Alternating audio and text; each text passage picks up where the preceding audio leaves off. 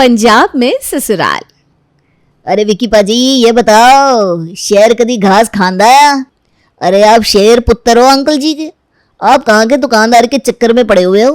अरे मैं कह रहा हूँ आपकी कुंडली में तो राजयोग है पाजी, किस चक्कर बिच पै रहे हो आप?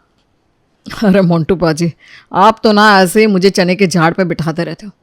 कहाँ मैं पंजाब के पिंड का एवरेज सा मुंडा, राजयोग मेरे नसीब में कहाँ। आप भी ना बस मजाक के मूड में आ जाते हो। हाँ नहीं तो लो तुस्सी मजाक समझ रहे हो मेरी बात को? अरे वो बलवीर को भूल गए आप? कौन सा बलवीर, वो चक्की वाला? हाँ जी सही कह रहे हो, वही चक्की वाला।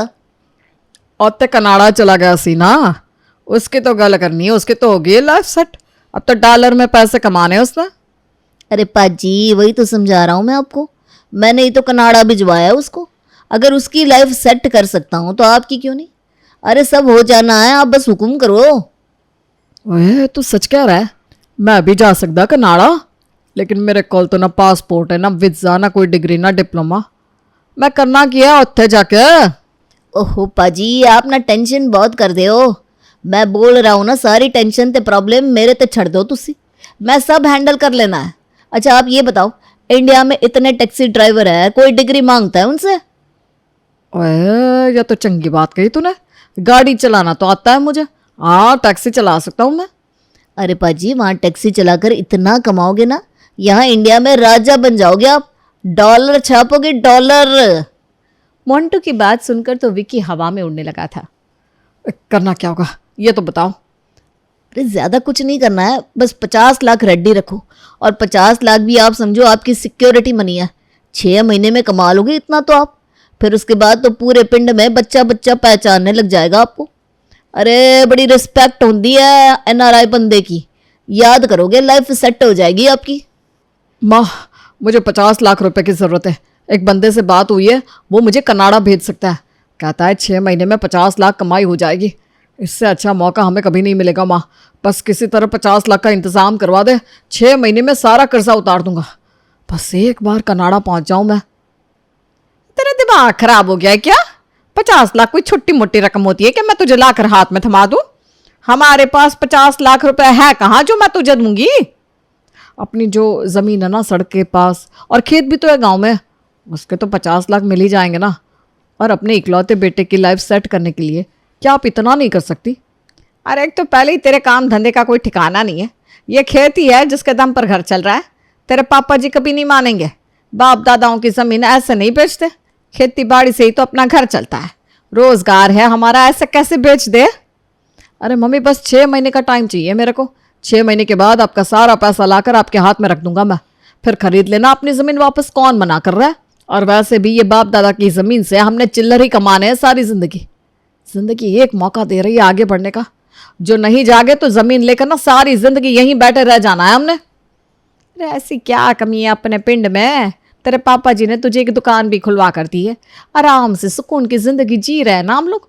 कौन सा घर में खाने की कमी है हमारे? अरे क्या जरूरत है बेटा कनाडा जाने की? अरे मम्मी जी आप समझते क्यों नहीं हो? ये मेरा सपना है। मुझे नहीं कमाना दुकान खोलकर रोज के 200-400 रुपए। तरक्की करनी है मुझे, आगे बढ़ना है। बेटी की बातों के सामने सिमी बेबस हो गई थी, इसलिए जाकर वो अपने पति से जमीन को बेचने के लिए कहती है। अरे तुम माँ बेटा पागल तो नहीं हो रहे हो? अपने बाप दादा की ज़मीन में इस नालायक के लिए बेच दो। अगर इतने बड़े बड़े सपने थे इसके तो मन लगाकर पढ़ना चाहिए था ना। तब तो 10वीं भी पास नहीं कर पाया ये ढंग से, और अब चला है कनाडा में सपने पूरे करने। इसको बोलो दुकान खोल कर दी है, इज्जत से दुकान पर बैठे है, और इतना भी ना हो पाए तो बैठ जाए हाथ पर हाथ रख के। 2 रोटी उसको पहले भी मिल रही थी, अब भी मिल जाएगी। विकी के पापा की नाराजगी के बाद भी विकी टस से मस नहीं हो रहा था।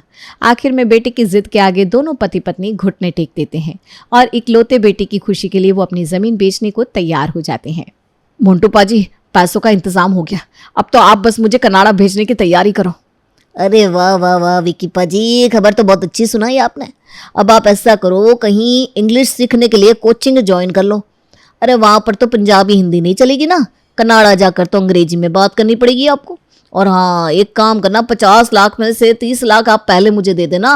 वो आपका पासपोर्ट, वीज़ा, और वहाँ पर नौकरी के लिए एजेंसी में भी थोड़ा पैसा जमा करना पड़ेगा ना, नहीं तो वीज़ा में दिक्कत आ जाएगी। समझ रहे हैं ना आप? हाँ जी मोन्टू पाजी, समझ रहा हूँ, जैसा आप कहोगे, मुझे कोई दिक्कत नहीं है। आप चाहे तो एडवांस पैसा ले लो या काम होने के बाद पैसा ले लो, सब आपका ही तो है। ठीक है, मैं कल 30 लाख लेकर आपकी एजेंसी पर आता हूँ, बाकी उधर ही बात करते हैं। विक्की अपने सारे डॉक्यूमेंट्स और 30 लाख रुपए लेकर अगले ही दिन मोन्टू की एजेंसी में पहुंच जाता है। 10 दिन बाद का टिकट करा रहा हूँ आपका, आप अपनी तैयारी कर लो। ऐसा करो, शॉपिंग वगैरह कर लो भाई, ठंडी जगह पर ना गर्म कपड़े भी ले जाने पड़ते हैं। और हाँ पाजी, वहाँ जाकर ना किसी गोरी मैम के चक्कर में मत पड़ जाना आप। भाई मैंने सुना है इंडिया के मुंडे ना वहाँ की गोरियों को खूब पसंद आते हैं। मोन्टू की बात सुनकर विक्की तो शर्म से लाल हो गया था। अरे क्या पाजी, आप भी कहाँ गोरी मैम, कहाँ मैं। अगले 10 दिन बहुत ही उत्साह और बेचैनी में बीतते हैं। विक्की इन 10 दिनों में इंग्लिश सीखने की पूरी कोशिश करता है और बाकी बचा हुआ समय अपने लिए कनाडा के गर्म कपड़े और तमाम ज़रूरत का सामान खरीदने में बिता देता है। अरे भाभी, मैंने सुना है अपना विक्की कनाडा जा रहा है, सच्ची बात है क्या? हाँ नहीं तो क्या, बिल्कुल सच है। बहुत अच्छी नौकरी लगी है उसकी, अब तो डॉलर में पैसे कमाएगा मेरा पुत्र। तू बड़ा घमंड कर दिया ना अपने पुत्र की नौकरी का। अब तू देखना, कुन बातों क्या सारे पिंड में मेरे विक्की से ज्यादा कोई कमाता हो तब जानू। पर जाई, वाकई ये तो बड़ी खुशी की बात है। मैं ये कह रही थी, अब अपने ही तो अपनों के काम आते हैं। अब विक्की से कहो ना मेरे सन्नी के लिए भी कोई नौकरी का इंतजाम करे। ला जी, पिंड बसाने मांगते पहले आ गए। वैसे तू तो बड़ी तारीफें कर रही थी अपने सन्नी की, अब क्या हुआ? लो पर जाई जी, तुसी तो बड़े औखे बोल रहे हो। फैमिली कोई एक दूसरे से अलग थोड़ी ना रहती है। विक्की तो अपना बच्चा है, मैंने कभी भेदभाव किया दोनों में? हाँ, अभी 2 दिन पहले ही पड़ोस वाली कक्कड़ जी बता रही थी कि मेरे विक्की को अनपढ़ और निकम्मा कह रही थी तू है। अब मेरे निकम्मे पुत्र से अपने होनहार पुत्र की सिफारिश लगवाते हैं, तुझे शर्म नहीं आ रही? सिमी की बात सुनकर देवरानी सतबीर अपना सा मुंह बनाकर रह जाती है। देखो तो पुत्र कनाडा क्या जाने लगा, पर जाए के तो बोल ही बदल गए। खैर, इस वक्त पर जाए की सुनने में ही समझदारी है। वो कहते हैं ना, दूध देने वाली गाय की तो लात भी खानी पड़ती है। आप भी ना पर जाई नाराज जल्दी हो जाते हो। अच्छा, मैं पूछ रही थी, आपको सरसों का साग पसंद है ना? आज मैं बनाने जा रही हूँ, आपके लिए भिजवा दूँ थोड़ा सा? अच्छा ठीक है, मैं भिजवा ही दूँगी। नाल मक्के की रोटी भी भिजवाती हूँ सन्नी के हाथ। सन्नी बहुत याद करता है आपको। ताई जी कहकर मुंह नहीं थकता उसका। देवरानी सतबीर अपनी जेठानी सिम्मी की खुशामद करने का कोई भी तरीका हाथ से जाने नहीं दे रही थी। इस समय उसे बस यही समझ में आ रहा था कि किसी तरह अगर विक्की और सिम्मी खुश हो जाए तो शायद उसके बेटे सनी का भी कनाडा जाने का नंबर लग जाए। और इसी लालच में सतबीर अब रोज ही सिम्मी के घर कुछ न कुछ बनाकर भेजने लगती है। 10 दिन का समय जल्दी ही बीत जाता है और विक्की का कनाडा जाने का दिन भी आ जाता है। पुत्र, तू अकेला क्यों जा रहा है? मैं और तेरे पापा जी भी चलेंगे ना तुझे एयरपोर्ट तक छोड़ने। अरे नहीं मम्मी, मेरी फ्लाइट दिल्ली से है। अब आप क्यों दिल्ली तक आकर परेशान होंगे? मैं अकेला चला जाऊंगा, आप यहीं से बाय बाय कर दो मुझे। अच्छा ठीक है, तू अकेला चला जा, मुझे कोई दिक्कत नहीं है। बस कनाडा पहुंचकर तुरंत फ़ोन कर देना, हम तेरा वेट करेंगे। अपना ध्यान रखना पुत्र, और जल्दी आने की कोशिश करना। यह नहीं कि कनाडा जाकर तू कनाडा का ही होकर रह जाए। मम्मी पापा को बाय बोलने के बाद विक्की दिल्ली अपनी फ़्लाइट के लिए निकल जाता है। एजेंट को 50 लाख रुपए तो वो पहले ही दे चुका था। अब बस दिल्ली एयरपोर्ट पर उसे अपनी टिकट और पासपोर्ट एजेंट के हाथ से लेना था। शाम को 4 बजे की उसकी फ़्लाइट थी, इसलिए विक्की दोपहर के 1 बजे तक दिल्ली एयरपोर्ट पहुंच गया था। अरे यार, मोन्टू पाजी ने तो कहा था कि वो 1 बजे तक एयरपोर्ट पर पहुंच जाएंगे। 2 बजने को आ रहे हैं, उनका तो कहीं अता पता भी नज़र नहीं आ रहा। अरे 2 घंटे पहले तो चेक इन शुरू हो जाती है, क्या करूँ कुछ समझ में नहीं आ रहा। ऐसा करता हूँ, मोन्टू पाजी को फ़ोन मिलाता हूँ, पता नहीं कहाँ रह गए। बेचारा विक्की बार बार मोन्टू को फ़ोन लगाता है, लेकिन मोन्टू का फ़ोन तो लग ही नहीं रहा था। मोन्टू विक्की के 50 लाख रुपए लेकर कब का रफू चक्कर हो चुका था। शाम को 5 बजे तक एयरपोर्ट के बाहर बैठे बैठे अब विक्की का सब्र जवाब दे गया था।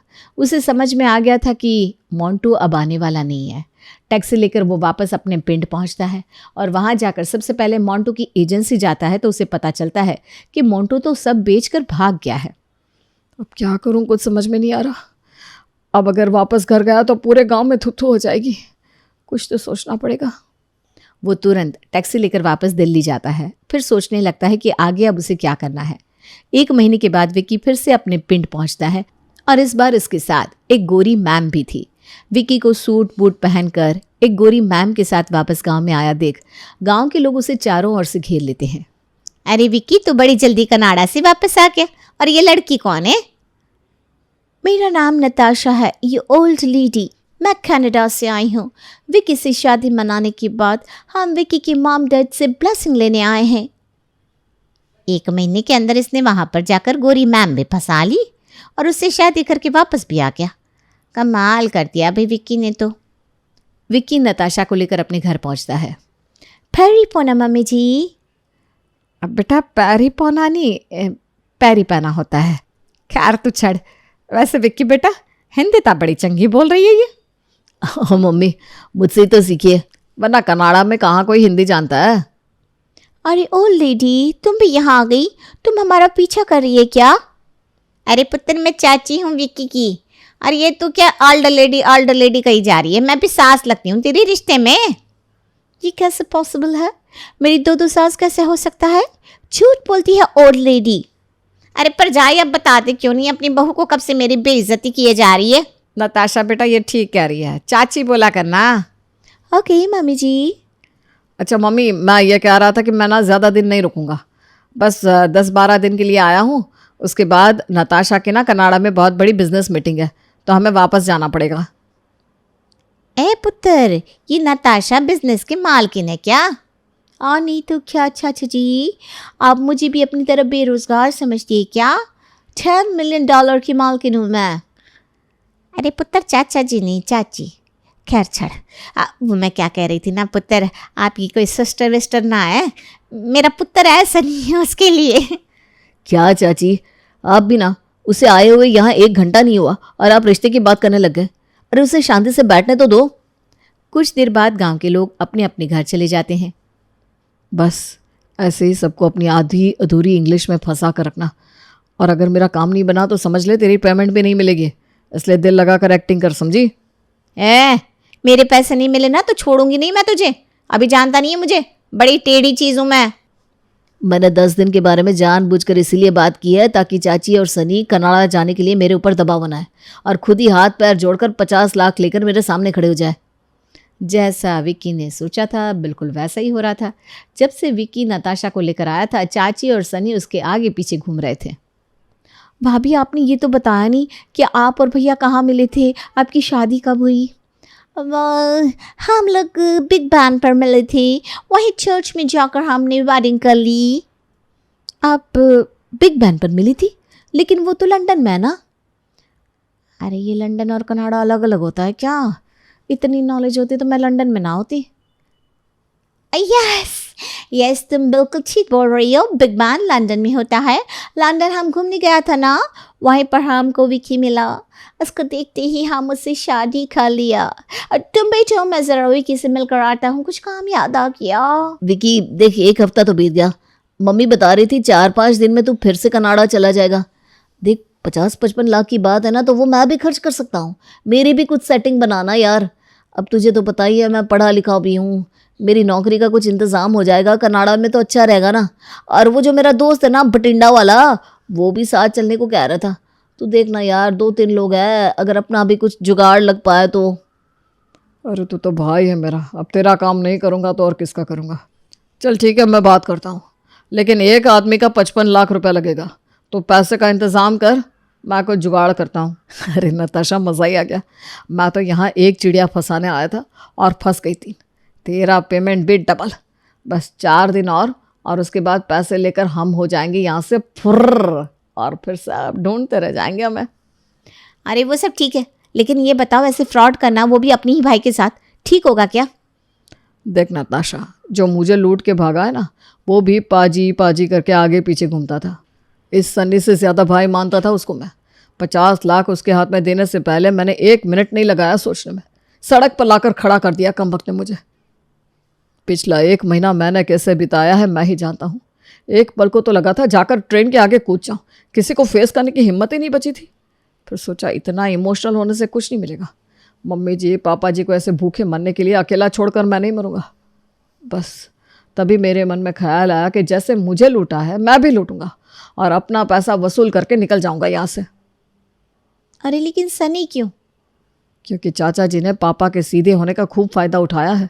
2 गुने ज़मीन हड़प रखी है हमारी, और पापा जी झगड़े में पड़ना नहीं चाहते, इसलिए आज तक हम गरीब और वो अमीर बने हुए हैं। बस हिसाब बराबर करने का टाइम आ गया। विक्की बाहर से टफ बनने की कोशिश बहुत कर रहा था, लेकिन मन के किसी कोने में उसे लग रहा था कि वो अपने ही भाई को ठग रहा है। अगले दिन दोपहर के समय, विकी वैसे तो तू कनाडा रिटर्न हो गया है, लेकिन मम्मी जी ने कहा है कि तेरे और परजाई के लिए बढ़िया कपड़े दिला लाऊं। तू भी भाभी को साथ ले ले, चलते हैं 80 तीनों। विक्की सनी के साथ मार्केट जाता है तो अचानक उसकी नज़र मेन मार्केट में एक दुकान में अंदर जाते हुए एक आदमी पर पड़ती है। ओ तेरे, ये तो मोंटू है। सनी रोक रोक, उस दुकान के सामने गड्डी लगा, मैं अभी आया। एक कमीना नजर आ गया है, एक हिसाब करना बाकी है। अरे तू भाई है मेरा, अकेला क्यों जाएगा, मैटर चाहे जो भी है। चल अभी देखते हैं इसे। विक्की और सनी दुकान के अंदर जाते हैं तो उन्हें वहां मोंटू बैठा नजर आता है। अच्छा, तो अब शहर में आकर नया अड्डा खोला है तूने। पहचान तो गया ही होगा ना शेर पुत्र को। अरे है कौन तू? सनी मोंटू के मुंह पर एक तमाचा लगाता है। अब ठीक से देख, विक्की पाजी है, कनाडा रिटर्न। आई बात समझ में है कि लगाऊं एक और? अरे यार जान छोड़ो मेरी, तुम्हें चाहिए क्या? क्यों दुकानदारी खराब कर रहे हो? बड़ी मुश्किल से किराए पर ये शॉप मिली है। पूरा पैसा, और वो भी कैश में। पुलिस और बदनामी के डर से मोंटू विक्की का सारा पैसा लौटा देता है। अपना पैसा लेने के बाद विक्की उसे तुरंत पुलिस के हवाले कर देता है। सनी जानना चाहेगा ये कौन था? घर चल, सब बताता हूँ, और सबसे माफ़ी भी मांगनी है। घर पहुंचकर, एक ज़रूरी बात बतानी है आप सबको। मैं कभी कनाडा गया ही नहीं था, बल्कि मेरे साथ तो एक बहुत बड़ा फ्रॉड हो गया था। एक एजेंट मेरा सारा पैसा लेकर रफू चक्कर हो गया था। मुझे कोई रास्ता ना सूझा तो मैं नताशा को अपनी पत्नी बनाकर यहाँ ले आया, ताकि मैं भी कनाडा भेजने के नाम पर पैसे लेकर यहाँ से भाग सकूँ। लेकिन सच तो यह है कि मैं कोई क्रिमिनल नहीं हूँ, बस अपनी जान बचाने के लिए ही मैंने ये सब किया। अंदर से मेरा दिल हर रोज़ मुझे अपने परिवार से झूठ बोलने के लिए कचोट रहा था। देखो, रब ने मेरी सुन ली और मुझे इस पाप से बचा लिया। आप सब माफ़ कर दो मुझे। लेकिन आज सबको एक बहुत ज़रूरी बात कहना चाहता हूँ कि कोई भी हमें लूट कर इसलिए चला जाता है क्योंकि कनाडा, अमेरिका के नाम पर हम खुद जाकर उनके जाल में कूदते हैं। सफलता का कोई शॉर्टकट नहीं होता, और बिना पुख्ता कागज़ों के विदेश जाना तो वैसे भी गैर कानूनी है। चमक में अंधे मत बनो और ठगने से खुद को बचाओ। अरे बाकी सब तो ठीक है, लेकिन ये अंग्रेजन है कौन फिर? मैं अंग्रेज़न नहीं हूँ चाची जी, मैं तो अमृतसर में रहती हूँ, एक एक्टर हूँ बस। इतना कहकर नताशा अपने ब्लॉन्ड बालों की विग चाची के हाथ में पकड़ा देती है। नताशा की बात सुनकर सभी खिलखिलाकर हंस पड़ते हैं।